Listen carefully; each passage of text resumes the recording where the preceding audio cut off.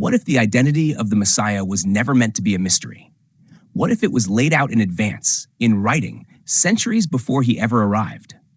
Because long before the birth of Jesus Christ, the Hebrew Scriptures described in detail the life of a coming Savior. Not one prediction, not two, but dozens. And when you line them up, they don't point to many people. They point to one. The Messiah had to come from a specific bloodline. From Abraham, through Isaac, through Jacob, from the tribe of Judah, from the house of David. That's not coincidence. That's a filter, narrowing the possibilities across generations, and Jesus fits it exactly. Then there's the birthplace. Not a major city, not a political center, but Bethlehem, named explicitly by the prophet Micah 700 years in advance. And that's exactly where Jesus was born. Isaiah also describes a miraculous birth, a sign unlike anything ordinary. And that too is fulfilled in the arrival of Christ. The prophecies don't just describe where he comes from, they describe what he does. A messenger prepares the way. Christians recognize this as John the Baptist. The Messiah brings hope to the poor, healing to the broken, and sight to the blind. This is exactly the ministry Jesus carried out. He teaches in parables, simple stories with deep meaning, just as foretold. This isn't vague alignment. This is precise correspondence. The Messiah wasn't meant to be universally accepted. He was meant to be rejected, despised, misunderstood, opposed, even betrayed by a close companion for 30 pieces of silver, a detail written in Zechariah centuries before Judas ever existed.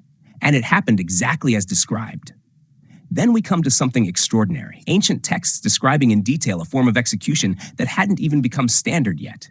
Hands and feet pierced, mocked by onlookers, garments divided by casting lots, given sour wine, executed alongside criminals.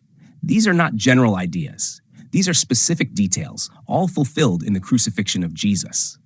At the center of it is Isaiah 53, a passage describing a suffering servant who is rejected, pierced, and bears the sins of others. He is killed, yet somehow continues beyond death. This is not a loose resemblance. It is a direct match. The Messiah would die, but he would not stay dead. He would be buried with the rich, exactly what happened when Jesus was placed in a wealthy man's tomb. And then he would rise. Psalm 16 declares that God would not allow his Holy One to decay. The earliest followers of Jesus didn't just claim this happened.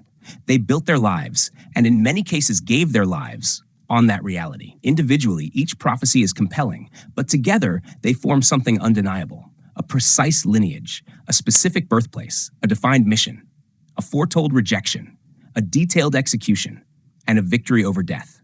This is not coincidence. This is not chance. This is fulfillment. Not one or two alignments, but a convergence so specific that it points to one conclusion. Jesus didn't just claim to be the Messiah. He proved it by fulfilling what was written long before he came. The question isn't whether the Messiah has come. The evidence points clearly. The real question is, will you recognize him?